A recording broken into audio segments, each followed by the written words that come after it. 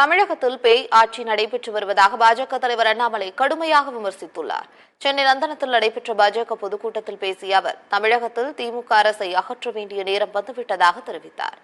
இந்திய அரசியலை மாற்றியுள்ள பிரதமர் மோடி அடுத்த 25 ஆண்டுகளுக்கான திட்டங்களை கையில் வைத்துள்ளதாகவும் அவர் கூறியுள்ளார்.